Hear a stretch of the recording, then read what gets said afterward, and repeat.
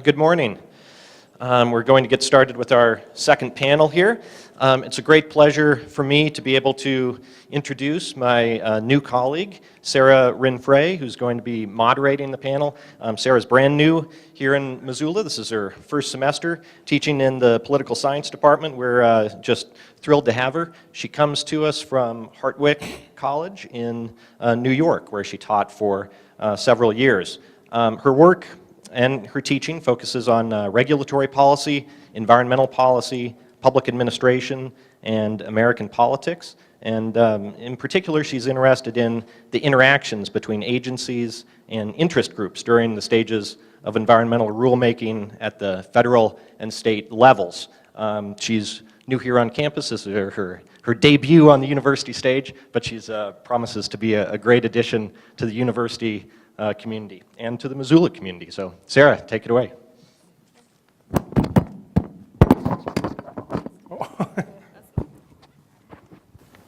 All right, so I have the pleasure of introducing our wonderful panel today.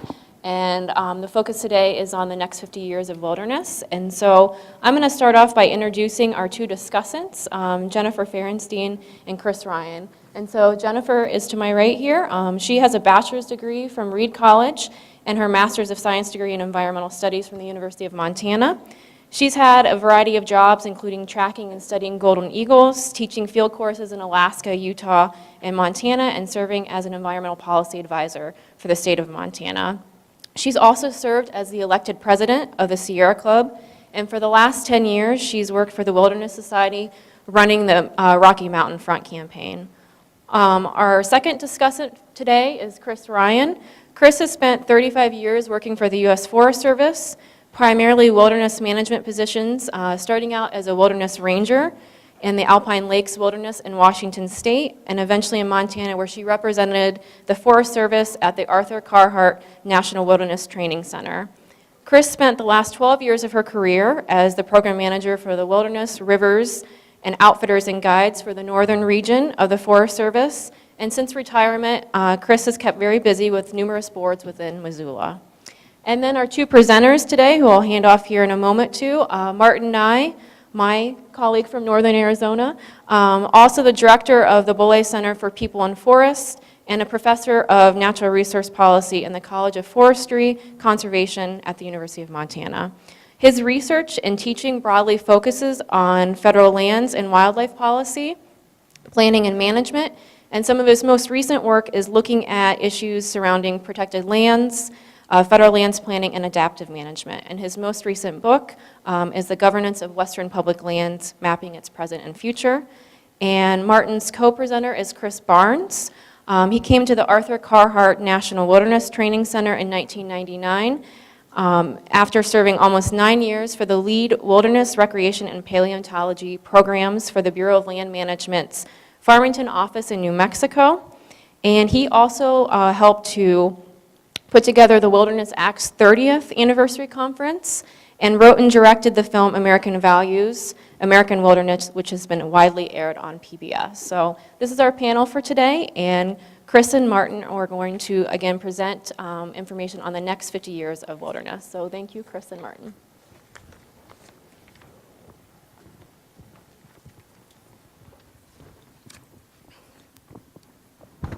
Can you hear me? Yes. What a humbling experience. There is an amazing group of people in this room, and I want to thank all of you for coming. What Chris and I would like to do today, well, it can't be wrong because we're going to talk about the future of wilderness, politics, designation, and management. And in short, what we will argue are that there will be three central factors to pay attention to in understanding the future of wilderness: political polarization, trends in collaboration, and increasing demands to manipulate wilderness areas.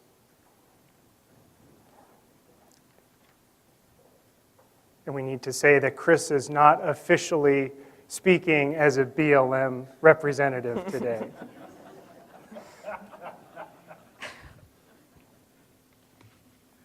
So before proceeding with our analysis, what we'd like to do is just give you a sense of potential wilderness areas. So if we're looking at the future of the wilderness system, what could possibly be designated in the future. And with regards to the Forest Service, we'll begin with roughly 59 million acres of inventoried roadless areas as managed pursuant to the 2001 roadless rule. What has happened since 2001, we have 2 state-specific roadless rules, one for Idaho covering roughly 9.3 million acres, and a Colorado roadless rule covering 4.2. And there still is quite a bit of legal uncertainty pertaining to the Tongass National Forest and whether or not it will be exempted from the 2001 roadless rule. That has been in legal limbo now for close to 15 years. There are also congressionally designated wilderness study areas, roughly 3.3 million acres, and areas recommended for wilderness by the Forest Service itself, roughly 5 million acres, although that number is likely to change as national forests throughout the country begin the process of revising their forest plans. As you can tell, we are going to do a tag team thing here. And let's take a look correspondingly to the potential wilderness on the Bureau of Land Management. The Federal Land Policy and Management Act of 1976, Section 603, directed the Bureau to do an inventory of lands with wilderness characteristics, and when we found them, go through a land use planning process, determine which areas were suitable, and protect those so that their wilderness characteristics would remain unimpaired till Congress got around to designating them. After the designations, BLM has 221 wildernesses. We have about 530 WSAs left, actually 528, around 12.8 million acres. We also know as a result of some court cases in the late 2000s that wilderness is to be considered like any other resource. And Section 201 of FLPMA says you need to keep your inventories of your resources current. So we now know that we need to do inventories of wilderness characteristics outside our wilderness and wilderness study areas. And in Section 202 of FLPMA, it says you will use the results of those inventories in your land use planning.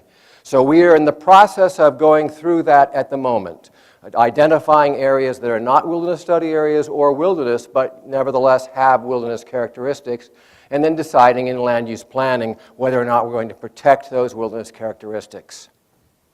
In the states, except for Alaska, where BLM manages surface, we expect that there might be somewhere between 5 and 10 million acres of lands with wilderness characteristics that are not already protected in some fashion.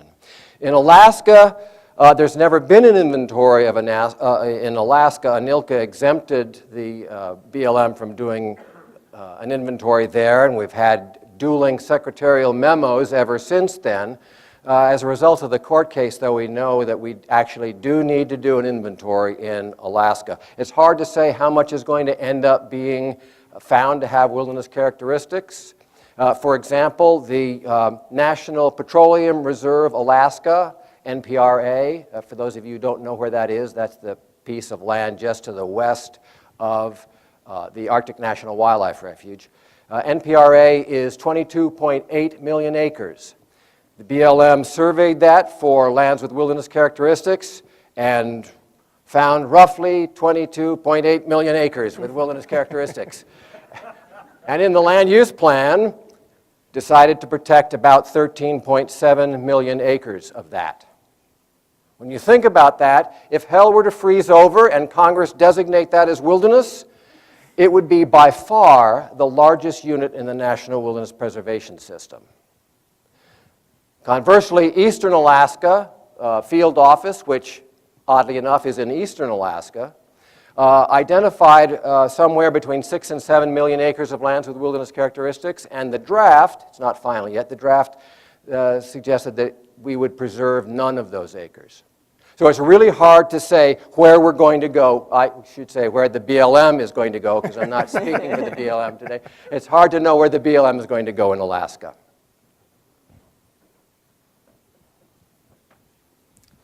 Well, let's start looking into the future, and we'll begin with what we believe is one of the primary factors that are going to change wilderness politics, designation, and management in the future, and that is extreme political and congressional polarization.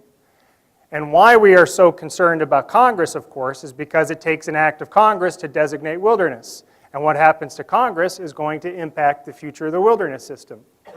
And what has so remarkably changed since 1964 is the degree of political polarization. This is a graph from the recent task force convened by the American Political Science Association that shows that Congress is more polarized now than it has been in more than 100 years. The parties are more distinct, homogenized, and the task force also shows that most of the divergence from the two parties results from the rightward movement of the Republican Party. So as we have seen and expect to see more congressional dysfunction, gridlock, and less compromise and less productivity.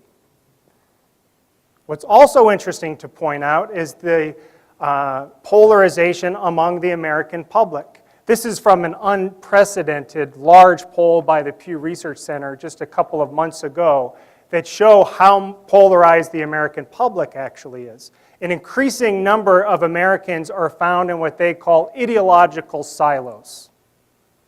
And the party members have, especially the attentive, active party membership, has a growing antipathy towards the other party, actually believing that the other party poses a threat to the nation's welfare.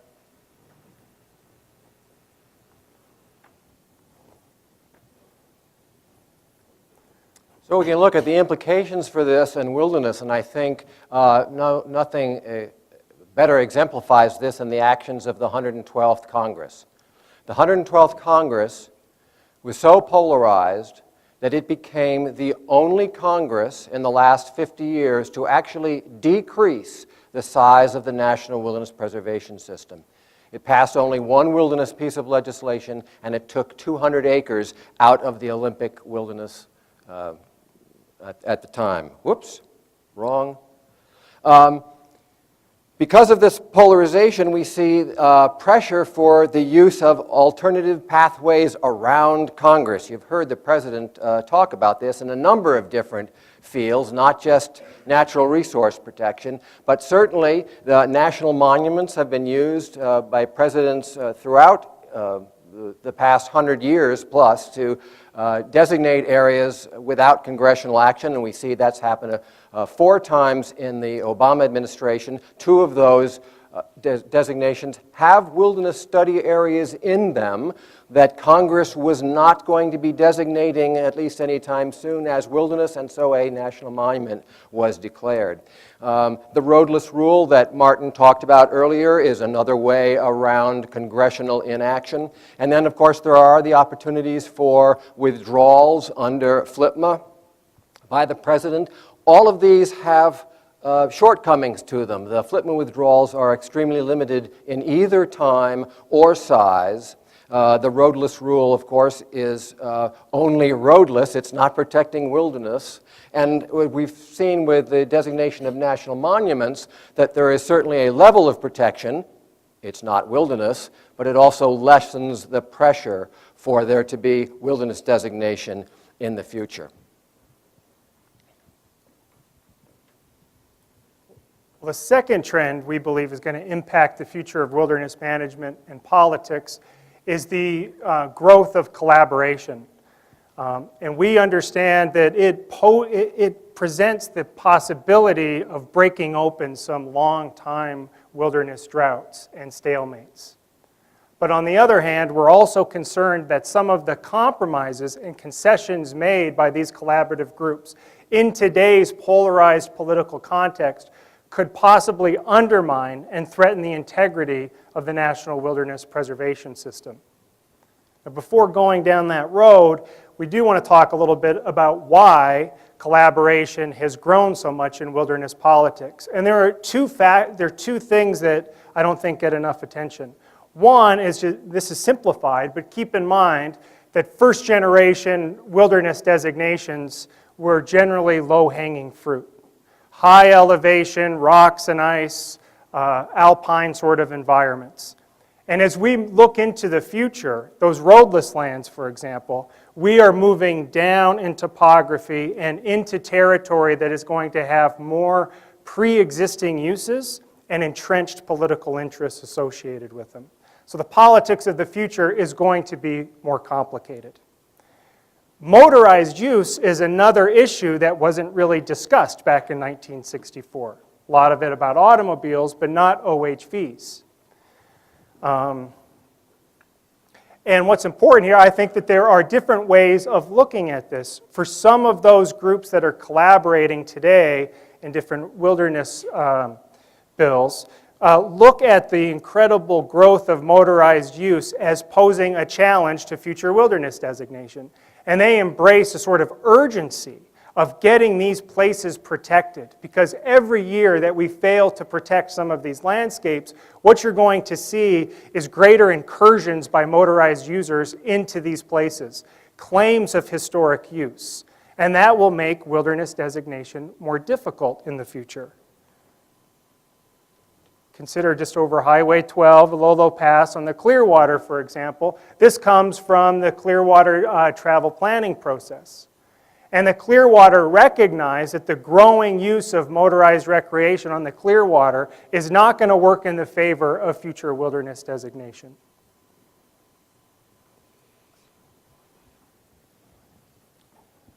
So let's take a look at the compromises that have occurred over time in the wilderness context. Of course, we know that there were compromises in the 1964 law. You've heard about those earlier in the conference today. There are subsequent special management provisions that have been inserted. Now, this is not new. The first one was just 5 years after the Wilderness Act. Desolation wilderness was designated with a special provision allowing a hydroelectric power line to go through the wilderness. So that's not new. It's just that there seem to be more and more of these. In the early 2000s, something started creeping up that has commonly been called the quid pro quo aspect of wilderness designation, where there's wilderness designation on one hand, and in the same bill, there's also some kind of economic development. This also is not new. In wilderness legislation in the same bill, going back as far as 1978 with the designation of the gospel hump, that bill had this area is going to be set aside as wilderness and this area is going to be logged. I think it even predates that. It just used to be in different bills. There used to be more, this gets back to the polarization, there used to be more trust among members of Congress. So Mo Udall could champion the two great Arizona wilderness bills and also champion the Central Arizona Project, right? He could do both of those, and there was some trust in what was going to happen. I think we see a lot less trust in Congress today.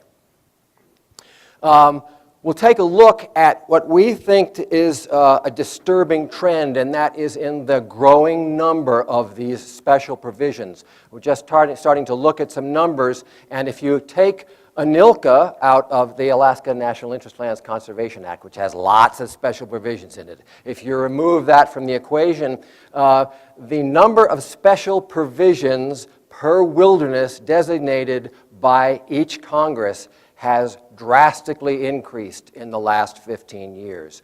And the Forest Jobs and Recreation Act, although it has not yet passed, is a perfect example of this. Now, the references that I'm going to make are from the very first version of the bill. The current version of the bill is somewhat different than this. But look at the unique special provisions that were in that bill. Landing aircraft for military training. Use of motor vehicles to herd sheep. Use of motor vehicles just to check on stock ponds. It grandfathered all outfitter activities, whether or not they conformed to the Wilderness Act of 1964. And it implied that the state had the authority to regulate target shooting in wilderness. Now, none of these, two of these in the most recent version of the bill, two of these have been dropped. The other three have been modified to make them less onerous to wilderness. But my point is, Our point is that these 5 provisions were agreed to in a compromise, were agreed to by the conservation organizations that supported this bill. How far will this go in current negotiations? We don't know, but we see some disturbing trends.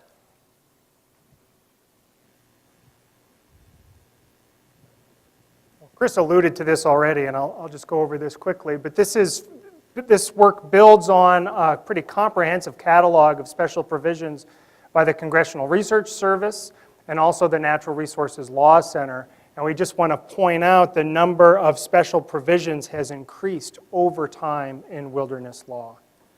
And the study concludes this way.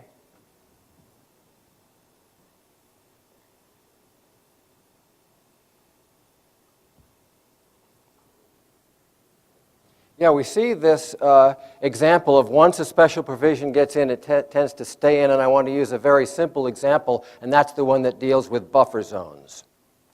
The original 64 Act had no mention of buffer zones in it. That first appeared in 1980 in the New Mexico Wilderness Act, and here's the language about buffer zones. Congress does not intend for there to be protective perimeters or buffer zones. The fact that a non-wilderness activity can be seen or heard shall not, of itself, preclude such activities or uses up to the boundary. Okay, so just because you can hear or see something, that in and of itself is not enough reason to say no. I keep hitting the wrong button here. By 1984, this appeared in almost every Wilderness Act. But in 2002, the Clark County Act made a different buffer zone language, which is now seen in almost all Wilderness Acts. It broke the previous sentence into 2 parts. All right? 1 is there are no buffer zones, and 2 is seen or heard. A manager is taught, oh, well, there's 2 provisions. This must mean 2 different things. In addition, this law took out the phrase of itself. So what we're left with as a manager reading this is, wow, I can't use sights or sounds at all. And in fact, because there's 2 sections here, apparently I cannot have any influence over anything that happens outside the wilderness boundary. Now, whether or not that's what this actually means is another question. But managers think that way, because I'm told this all the time by managers. And the people that wanted this bill, this language written like this, I think you could say that some of them want managers to think that way. And so we are seeing over time a weakening of the protection of wilderness character through these special provisions that tend to propagate themselves. This is just one example. And we just want to be clear, like on Wednesday night, we understand that compromise has always been part of the Wilderness Act, and special provisions have long been used. But we want to emphasize that there is a fundamental difference between what we believe are old sets of compromises, which are essentially the release of possible wilderness areas and drawing boundaries, versus this new breed of compromise in which we're talking about how wilderness is to be managed. And as we look into the future, we have some concerns about these quid pro quo deals and essentially trading or treating wilderness as currency for economic development on adjacent federal lands.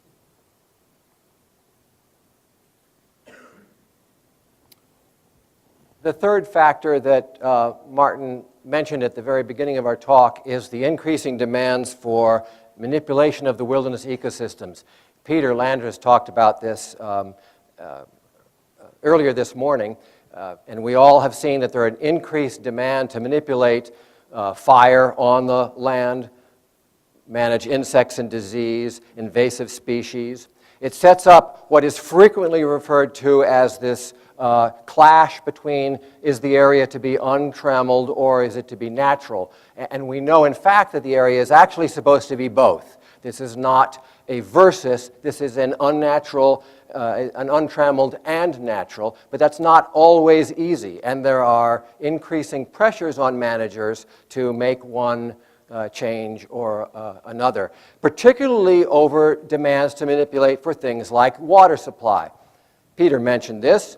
We need more water for desert ungulates because it's a desert, and apparently they need more water because they're not used to not having water, even though they're desert animals. And so we build extra guzzlers in Kofa, and apparently the coyotes don't realize that these are for bighorn sheep. They built two, and there were some cameras put up, and I looked at a year's worth of pictures on both these guzzlers that were put up, 11,300 pictures I looked at. And there were like 470 pictures of coyotes, and there were 75 pictures of bobcats, and there were 6 pictures of mountain lions, and there were 2 pictures of bighorn sheep. I'm not a biologist, but I'm thinking you want to have more bighorn sheep stop providing water for their predators. That's just me. In addition, there's been talk of manipulating wilderness ecosystems for creating water supply for non-wilderness purposes. Just a couple of years ago, I was surprised to see the testimony from the Deputy Chief of the Forest Service, who was testifying against a provision in a wilderness bill in Colorado that would have removed presidential authority to create new water diversions in wilderness. As you might not know, the Wilderness Act of '64 has a clause that allows the president to authorize water diversions without congressional approval. This bill in Colorado, as many of the Colorado bills, removed that presidential authority. And the deputy chief testified against this, while at the same time suggesting that we might want to increase the capacity of dams over 10,000 feet in elevation so that there'd be more water later in the runoff, later in the year for runoff. So I was kind of surprised. Here's the deputy chief in this administration arguing against a provision that would strengthen wilderness and in favor of a provision that would weaken wilderness.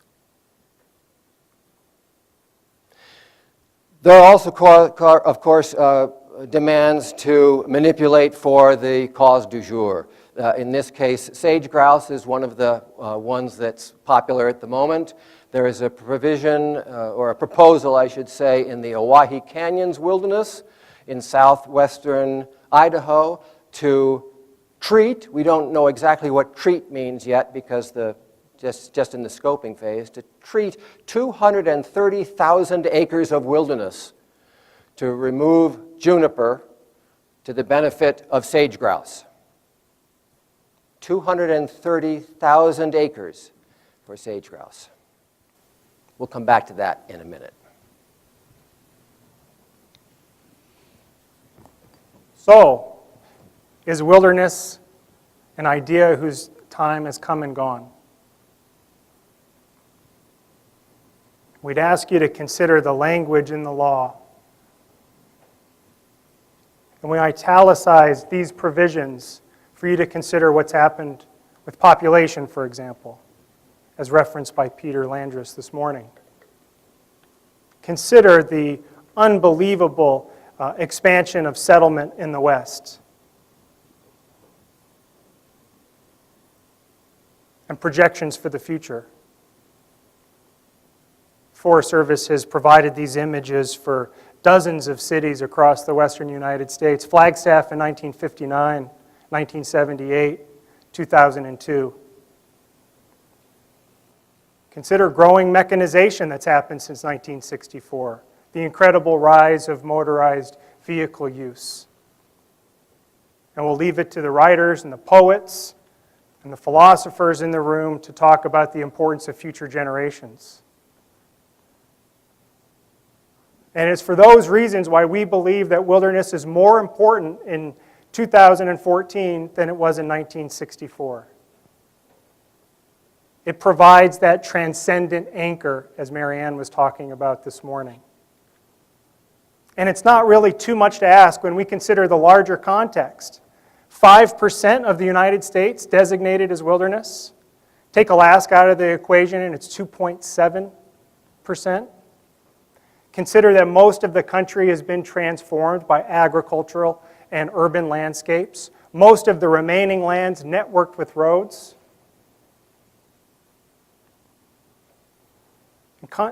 Marianne and Peter talked about this, the whole panel this morning. Wilderness was never meant to be some panacea for conservation.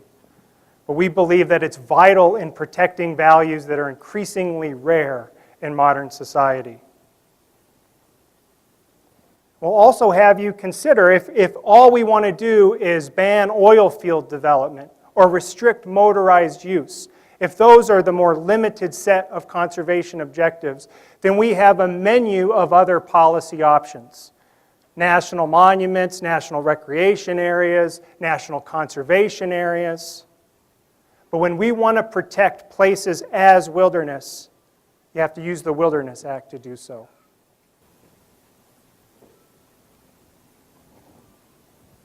I want to close out with something that a piece of legislation that Congress passed 25 years ago, honoring Clinton Anderson, senator from New Mexico, who's one of the Senate floor leaders on this bill. And the piece of legislation quoted one of Anderson's speeches.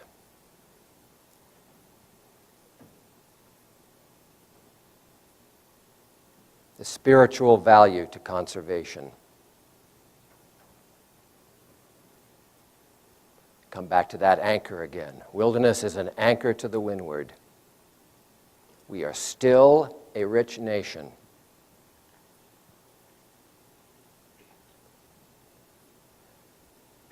Can you imagine Congress passing a piece of legislation with this language in it today? So what we're saying is we need these areas, and that means that we need to push back against this tide of compromising away the very essence of wilderness. We want wildernesses to be wilderness, right, that follow the Wilderness Act, not getting diluted so that we have areas that are wilderness in name only, which we refer to as winos. And as mentioned in the earlier panel, we have to resist this urge to garden as if that we always knew what was best for the land. If we approach these areas as wilderness with that humility, then what we will end up with is real wilderness. And as we've said, we need that real wilderness more now than ever before. Ooh. Thank you.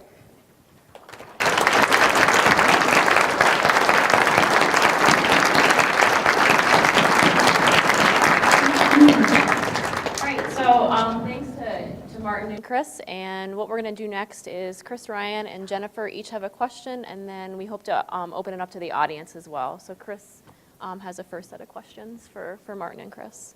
Okay, thank you, Sarah, and thank you, Chris and Martin. Really, really appreciate the comments that you made and just your real thorough thoughts on this topic. And I can say that I don't necessarily disagree with anything that you've said, but I am really interested in us working on solutions instead of continuing to identify the problems. And here's why, is because in Montana, we have 6 million acres of unprotected roadless lands and on national forests. And in northern Idaho, we have an additional 3 million acres. And these areas are not small remnants of unroaded areas that are between congressionally designated wilderness and roads. These are whole mountain ranges. We're talking about the Sapphires, the Great Burn, the Scotchman Peaks, the Rocky Mountain Front, the Swan Range, the Big Snowies, the East Pioneers, the Snowcrest, and the list goes on and on and on. Some people would call these low-hanging fruit. But unfortunately, we have not had an acre of wilderness designated in this state in 31 years. These areas are not only incredibly beautiful and magnificent, but they also could fill really significant gaps in the congressionally designated wilderness system that we have in this region right now, both ecologically as well as socially. So again, we haven't had an acre designated in 31 years. So over the past probably half a dozen years, conservation groups in this region have been getting together with other interests, the timber industry, snowmobilers, mountain bikers, and ranchers, to come up with creative solutions to try to find long-term protection for these areas. And the creative solutions have been in the form of bills, and Chris mentioned one of them, Senator Tester's bill. And unfortunately, what these bills have done is they have provided legislative assurances for wilderness as well as for other resources and interests. Unfortunately, there hasn't been widespread support for this approach by other conservation groups. And so what I would like to see is for conservation groups, rather than opposing each other, I would really like to see them band together, because I think that our long-term goal is the same, that we would really like to see long-term protection for these areas that are so worthy of being included in the National Wilderness Preservation System.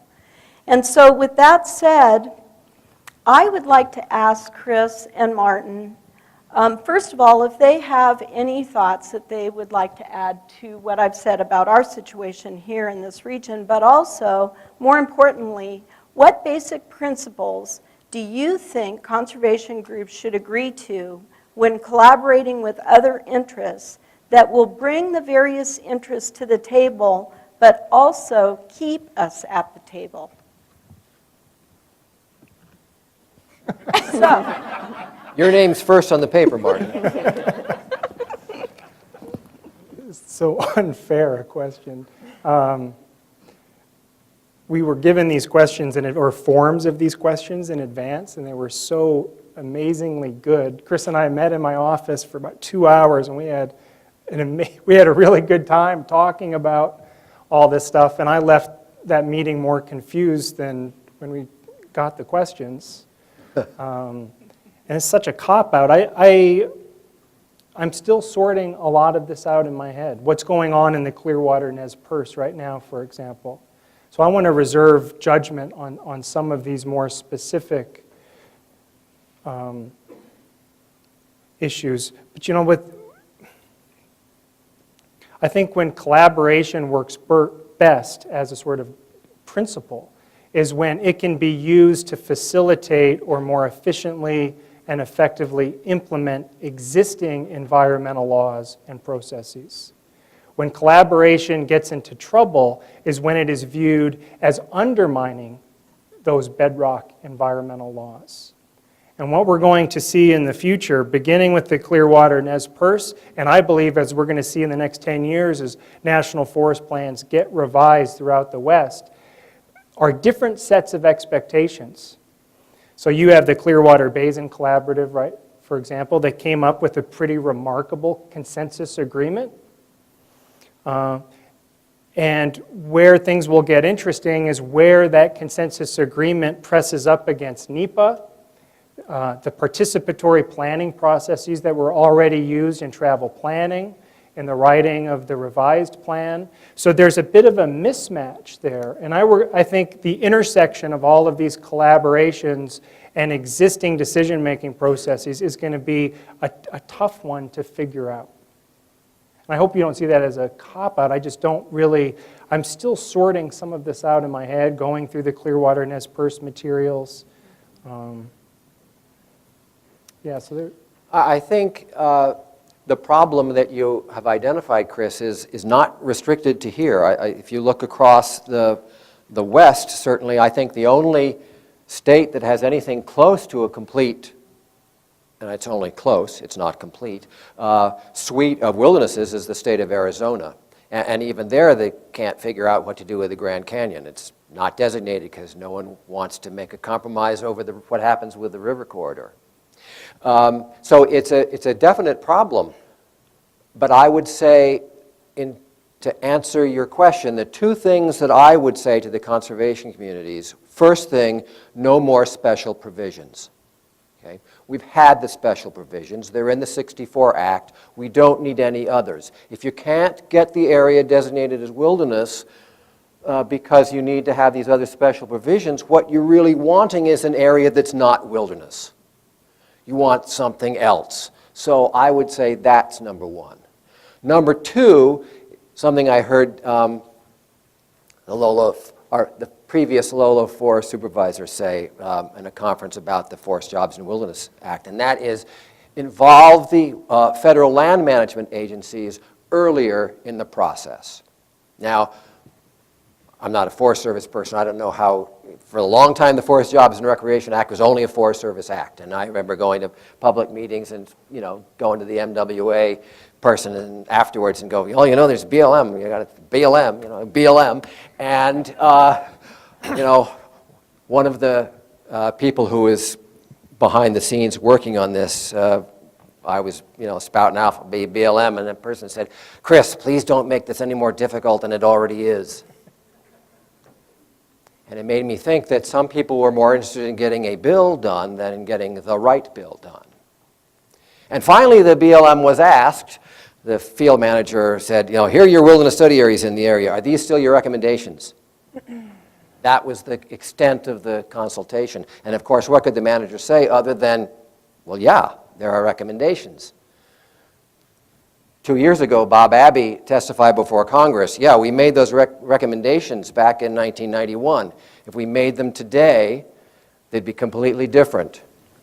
None of that was taken into account. So I would say those two things. I'd say one thing, just from working on the Rocky Mountain Front Heritage Act, on the ground, when we started talking about the front and the public lands, BLM and Forest Service lands, we started with principles.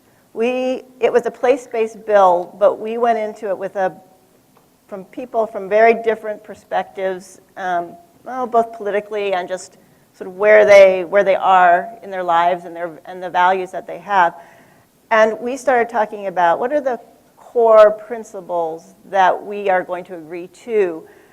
And they were basically, for the folks that we talked to, they were about ecological integrity and protecting the values on the land, and in this case, traditional values, and there isn't a lot of motorized use on the Rocky Mountain front. So in some ways, that wasn't a huge issue for us.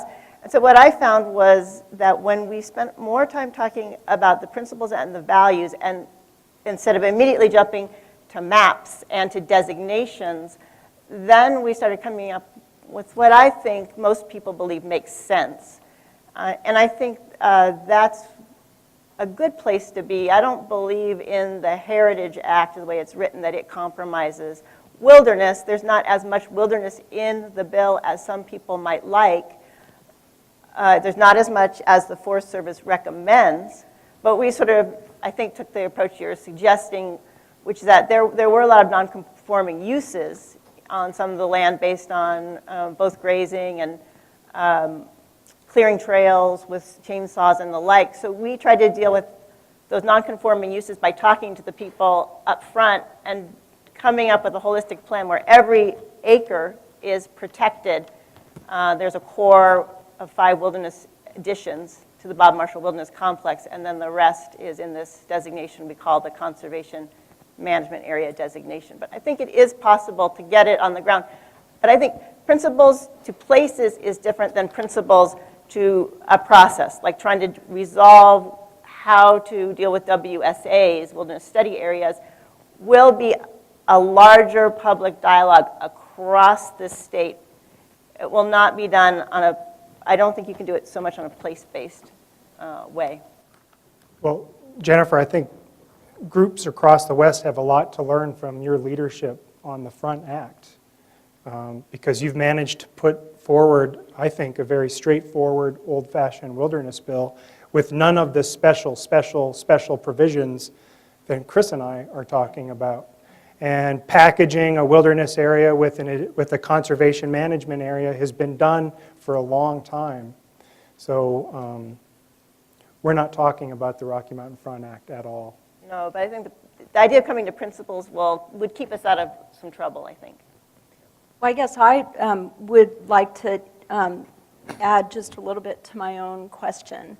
And that is something that I learned when I was actually working for the Forest Service in the regional office here in Missoula when the Forest Protection Act, Senator Tester's bill, was being written. And I was so naive. I had never been involved in writing a wilderness bill before.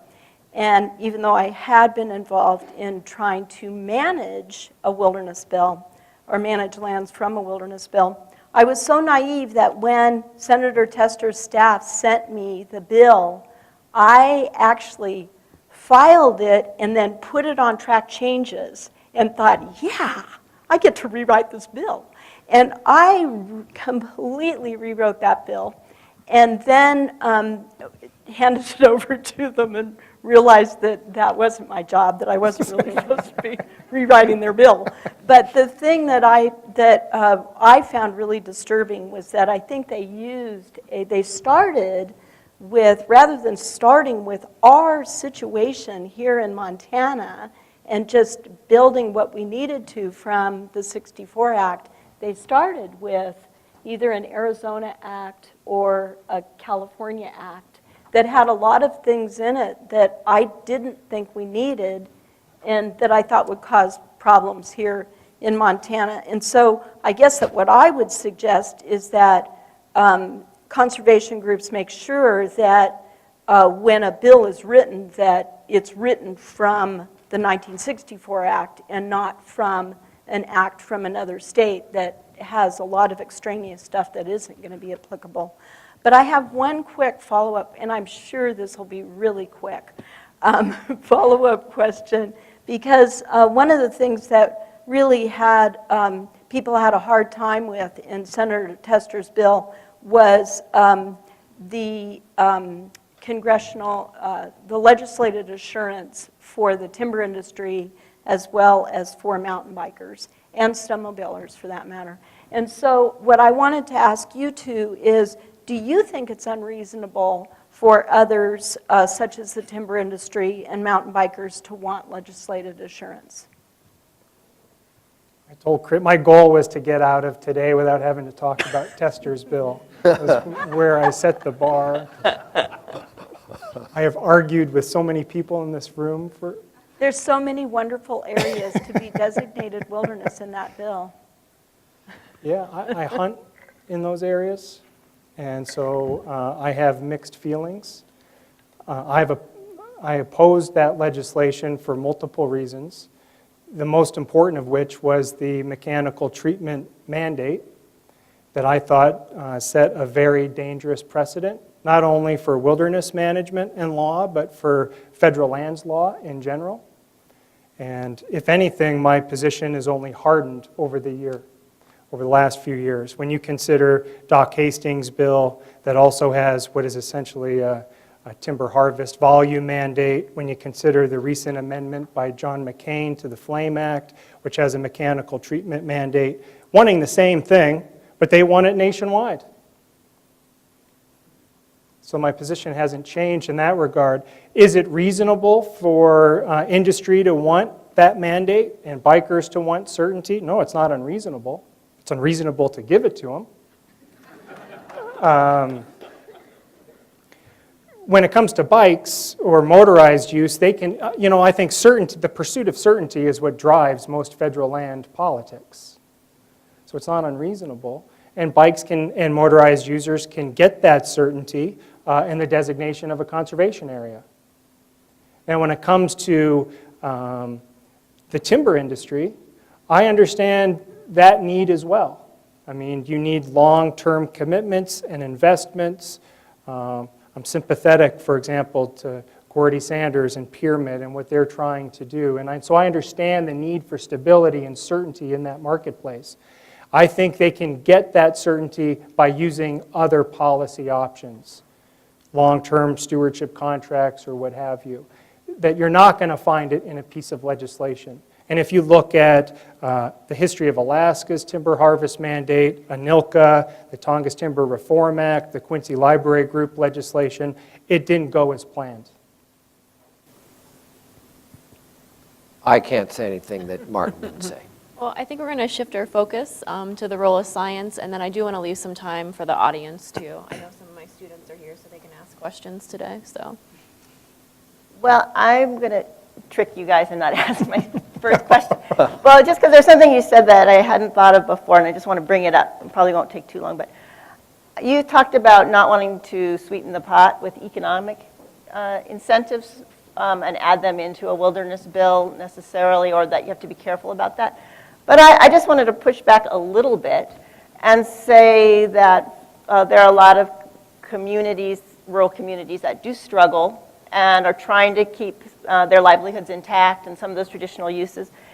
And I was just curious if you did see that maybe there was room to explore innovative ways to couple protections, permanent land protections, with incentives that are not counterproductive to land protection, but complementary to that, or potentially doing something like rewarding counties for the amount of land that they have in their county that they would designate as wilderness, a sort of change in the PILT structure, the payment in lieu of taxes or secure rural schools. It doesn't seem to me to be a bad thing to explore economic incentives to bring more people into the tent for wanting to protect these lands. I absolutely agree, especially your latter point about readjusting PILT formulas and secure schools. You know, the work of Ray Rasker at Headwaters Economics been pushing this, and I completely support it. I guess where I have a problem with it, when you package some of those extraneous economic development provisions in a wilderness law. And you can see it's unfolding now at even a larger scale in Utah, and Bishop's so-called Representative Bishop's grand bargain in Utah, where wilderness is being treated as this currency for a whole range of issues, the possible privatization of federal lands, road claims, oil and gas development. I think when we start going down that road, I get uncomfortable. And because I'm a wilderness geek, I'm mostly concerned with when that economic development impinges upon wilderness designation in ways beyond that which is authorized under the '64 Wilderness Act. So, recently, the conservation groups that negotiated the Oahe Canyonlands bill came back to the BLM saying, please let rancher X use ATVs and motorcycles to herd his cows, because that's what we promised him when we negotiated this bill. That's not wilderness. You did not negotiate a wilderness. You negotiated a place called wilderness, and I object to that. Outside of wilderness, that's Martin's area. I'm inside wilderness. Do not do that, please. do you have any last follow-up? Sure. Well, I'm just going to skip to my last, which was my follow-up question. So you guys I'm going to send you back in time to 1964. You're going to be sitting at the table with Zonheiser and others, and you are going to be a framer. But you're going to have your knowledge of what you know today with the challenges and the opportunities looking forward. Would you change? What would you change about the Wilderness Act? Would you write something different? Would you take something out? Would you make it easier to create wilderness? What would you do? I would ban spandex.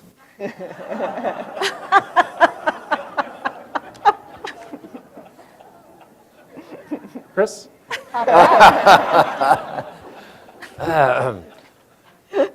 I'm going to give a somewhat more measured that question. There are two things. I would, if I could, and of course it couldn't happen, but I wish Section 4D7 was different, the section on water rights. I wish the Wilderness Act gave the wilderness areas supremacy over state water law. Wilderness Act wouldn't have passed if it had that language in it, but I wish that it happened. It would have made things so much easier, so much better for wilderness, particularly in the arid Southwest. The one thing I think that could have been helped was clarifying Section 4D8, the section on wildlife, which is I don't think it was meant to be misleading, but it certainly has been interpreted misleadingly by managers. The section says that nothing in the Wilderness Act changes the authority of the states to manage fish and wildlife. And our managers think that means, oh, the states have the authority to manage fish and wildlife, when in fact they don't. That is a federal authority on federal land. The states only get to manage fish and wildlife up to the point with where what they want to do conflicts with federal law, regulation, or policy. And in wilderness, there might be those conflicts. And we have a lot of managers. Gosh, you could only have to go back to last winter in the Frank Church. The managers going, oh, there's nothing we can do. The states manage wildlife. It's just not true. And I wish the act had been a little more clear in that. It would have been interesting to have a definition of road. That would have changed some things, the trajectory of wilderness politics. That provision was added. So now we'd like to open up to the audience. If anyone has questions, we could get at least 3 or 4 questions in before our time is up today.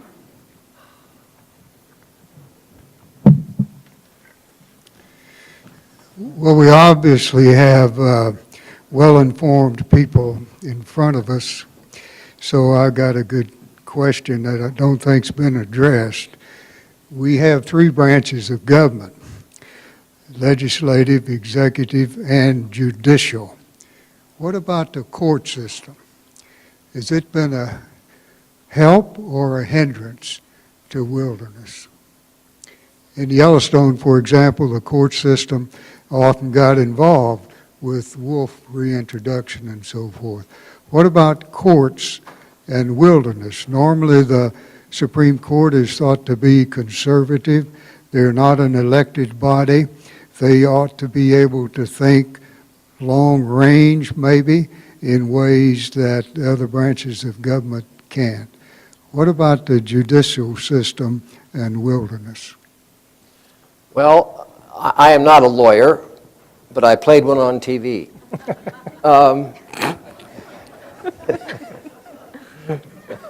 Sorry.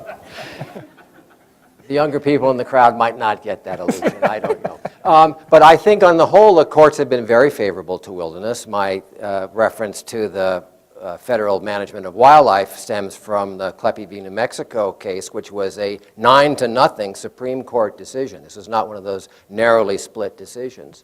And a few years ago, Peter Appel from the University of Georgia did some research looking at wilderness cases and found that in general, when the plaintiff said that the federal agency was being too protective of wilderness, the plaintiff lost 60% of the cases.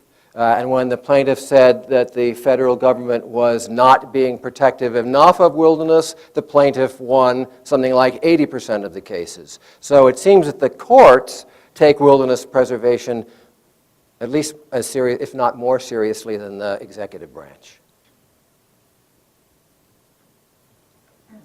I'm Tim Faber. I've been involved in wilderness in the Upper Missouri River Breaks National Monument. Chris and Martin, you talked about inventorying of wilderness land, and Congress has been intensely opposed to any further inventorying or re-inventorying of public lands. I was involved in the inventory process of the Cow Creek Wilderness Study Area in the Upper Missouri River Breaks, And one of the criticisms was its proximity to two ranching operations and the lights from the Landusky-Zortman mines. Those operations no longer exist. Those wilderness characteristics have changed. The Highline inventory has just been completed. The BLM completed their Highline Resource Management Plan last year, a couple years ago, and they documented some of the wilderness characteristics despite the shelving of Secretarial Order 3310. You're familiar with that? Yeah. And from my understanding, that order, it was intended to inventory public lands for multiple uses, not just wilderness, and in the prioritization of those uses, it said, under my understanding, that just because a certain value had high value, it could not trump those other values. Am I correct on that? Yes, so the Secretarial Order 3310 was in response to these court cases that started in Oregon that said we need to do these inventories. And I think the difference between 3310, which was rescinded, it was 3310 and the Endangered Species Act were the two wounds to conservation from the 2011 budget bill.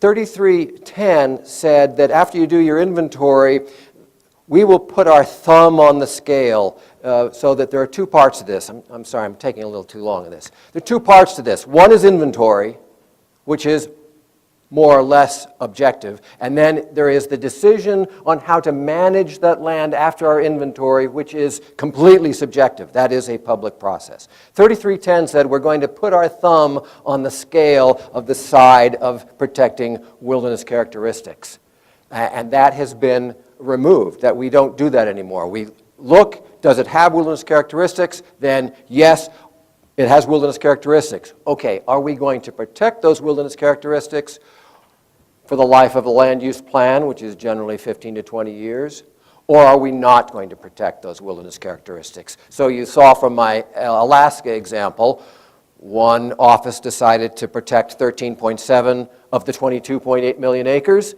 and the other office decided, with public input, this is not something that the BLM does in the cubicles of their own office, decided not to protect any. So, did I answer your question? Okay, good. Do you have any other responses? I have a question kind of in response, or in respect to keeping diverse interests at the table without allowing special provisions necessarily, and that's, how do you feel about the strategy of building in sunset clauses for special provisions? Recognizing that I come from Nilka, which is the land of special provisions, and I've seen the damage, but I also recognize that you wouldn't get a lot of things passed without them. Do you feel like that would be a good way to kind of mitigate the knee-jerk reaction of those groups and kind of isolate that one issue and then put the burden of proof on them later with a sunset clause, or do you think that'd be allowing an unwarranted kind of toe in the door? Well, as a policy mechanism, I don't have a problem with sunsets. It depends on the exact resource and context or value that it's attached to, I suppose. I'd be wary of them. I mean, Congress is great at doing, or used to be good at doing things and passing things, not so good at removing or adapting those laws, sort of demosclerosis, as political scientists have called it. Be cautious about them. But how they're applied, I would need more details. Yeah.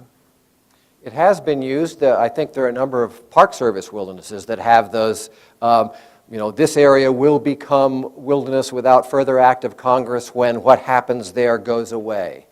The BLM has had one as well, the Elkhorn Wilderness in California. This area, the BLM's going to do a bunch of stuff here. It was mostly some restoration. And when it's done, it will become wilderness, or in 5 years, it will become wilderness, whichever comes first. But I would agree with Martin. It could be used, but we need to be careful with it.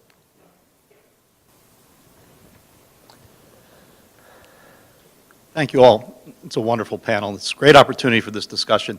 I've been advocating in North Idaho for wilderness in northwestern Montana for 10 years now, and our conversations are largely around building consensus, but I can tell you that we could gather every environmentalist in both states lined up in favor of a bill, and it would not alter or change the political landscape, at least in Idaho.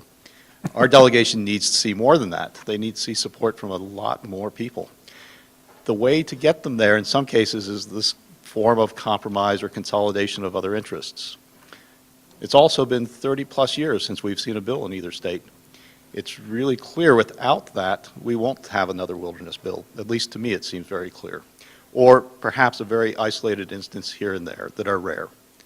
So faced with that and the suggestion of using other tools, it seems there are very few other tools in the toolbox. The idea of a national monument is so politically anathemic to our area. It should be applied only sparingly and will only be applied sparingly, which would leave a lot of lands in limbo. It begs the question, I think, of is it time to talk about, let's open the Pandora's box and not call it wilderness light, but codifying some special management areas under some new name that provide for some of the same resource protections, so withdrawal from timber or withdrawal from mining, but managing in a uniform way perhaps some of those most pertinent questions of recreation, whether it's motorized or mountain bike. Would you be in favor if you could be at the table and helping to design such a law of codifying some system like that, and what would it look like? What an amazing question, Phil. Yeah, I mean, as I understand it, yes, I think that's one of our recommendations, that these alternative conservation designations are very appropriate and can be individually tailored to meet some of these local needs. Now, are you envisioning some sort of national set of standards, a new system that these... Rather than a hodgepodge of a dozen different approaches to a so-called special management area, something that has a uniform bearing that could be held up in court, that could be determined in a uniform way that would accommodate enough of the other interests that we'd see progress forward in putting areas into management, conservation management. Yeah, for those of you who couldn't hear what he was saying, that yes, we're talking about something nationally codified that would be managed across the nation the same way, but could bring in some diverse interests who are not necessarily going to support wilderness designation. Did I get that right, Phil? Yeah. And I guess I would say that I wouldn't disagree with that. And, you know, there are many, many different designations that have already been used that are currently on the books. But I don't want to lose sight of the fact that some of these areas, including Scotchman Peaks, should be in the National Wilderness Preservation System. And so I don't want to throw the baby out with the bathwater. I don't want to give up on adding these areas that are so worthy of wilderness designation. I don't want to give up on adding them to the system. So would I be okay with calling maybe, you know, looking at a different designation for, say, an area like the Highlands where the military wanted to land helicopters? Yeah, I would consider that. But some areas, like I said, they're low-hanging fruit. They should have been wilderness 30 years ago, so, or 50 years ago. So I think it's just one of the tools in the toolbox. And I think the other thing I would say kind of rankles me when we get caught in the consensus. I mean, if consensus means everybody agrees, I mean, everybody in the whole state or everybody here or everybody there, that's a trap that we can never get out of. I mean, you're never going to get 100% agreement. We all know that. And what I hear from ranchers and people on the front is an incredible frustration with our politicians. And this is where I think the issue of accountability or the way we vote or the way we participate in democracy comes in, is that, you know, locals can work on local solutions for a long time and get a majority or get a number of people at the table or solve as many problems as they have heard come up over the years. And then it can go to Washington, D.C. They don't get a consensus on anything. It's a majority vote. And part of me is like, let's have some up or down votes on some of these individual proposals rather than being defined by consensus as the litmus test. Because the politicians don't get held to the consensus standard in Washington, D.C., why should we in Montana be held to that same standard? That's unfair and unrealistic. All right, I think we have time for one more question and then some concluding thoughts from our panel. First of all, Martin, I want to say that I really enjoyed your book, so it's great. Did I hear you say that it would help if we had a definition of road? After the spandex comment. Yeah, because one thing I've been surprised about in the conference is that nobody's mentioned Paul Sutter's book, Driven Wild, and we've mentioned the word roadless like countless times, and the point that Sutter makes is that roadlessness comes out of a specific historical moment when he has these amazing statistics, but one of them is that in 1906 there were 10,000 registered cars. In 1922 there were 10 million. And so the response of Leopold and Marshall and those early wilderness forefathers and hopefully mothers, there were some there too, but was this anxiety over consumption that had to do with the car, with the automobile, when people were getting in their cars and driving to purchase things. And that the roadlessness has never really been rethought. It's just like this thing we assume without questioning and thinking of it critically. So I just wanted to hear you say a little bit more about that. I thought more about the spandex issue than that was an afterthought. The Paul Sutter book is fantastic. I just think maybe it's put myself in a trap here. It certainly would have changed the dynamics of the roadless inventories if Congress would have defined roads. So I'm thinking of the 2477 battles in Utah and elsewhere.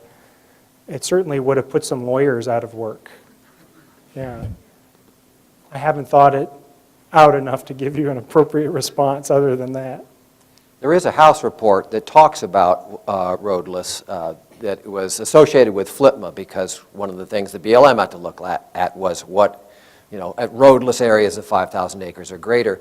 And in many BLM lands, the line of what is a road and what is not a road, because it's so open to cross-country vehicle use, it's much broader than it might be in a forested area. So the House report said that a road has been constructed and maintained for relatively continuous vehicular use.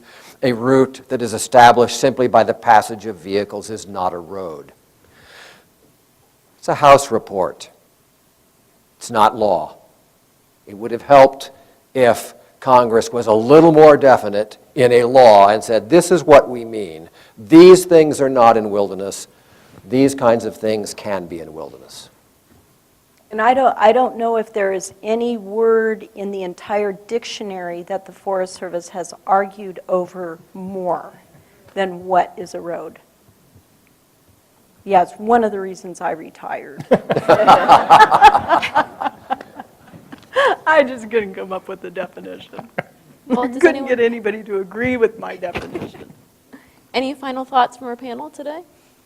I'll say one thing. I besides the fact that it sometimes seems like a downer, that there's more polarization and all these things, I have to say that I am optimistic that there will be wilderness in Montana. And I think one of the main reasons that there will be is that the people are coming to the table. And the merits of some of the proposals are questionable, but it's a constant education process. Where do fires start? How are they fought? How does wilderness affect those? We've had so many discussions over the years just on the front, and we have changed people's opinions and values, and we as conservation organizations have put ourselves on the line to stand by people in those communities, to come up with ways to protect their interests, to keep the Wilderness Act whole. And so I am positive. I think it just seems like a no-brainer that if we could get over some of these wilderness battles that consume a huge amount of people's time and energy and resources, there's so many other things that we need to do with our time to protect our public lands that we do agree on. Invasive weeds, And what I tell people in Teton County when I go up there is, if we could work on this proposal, get it done, get it passed, that same energy that we're all sort of pouring into this discussion could be translated into a commitment to improving your economic situations or fighting those weeds. Or, you know, it's a sink that if we could stop discussing it and mulling it over and over again, there's so much we can work on together. And so I'm optimistic that with leadership and discussion that we will get wilderness in the state. And we'll break that drought, and we'll be able to move on, and we can show that it is not a bipartisan divide that can't be transcended. Thank you, everyone, for coming today, and a special thanks to our panelists, and there's some good refreshments, too, so thank you.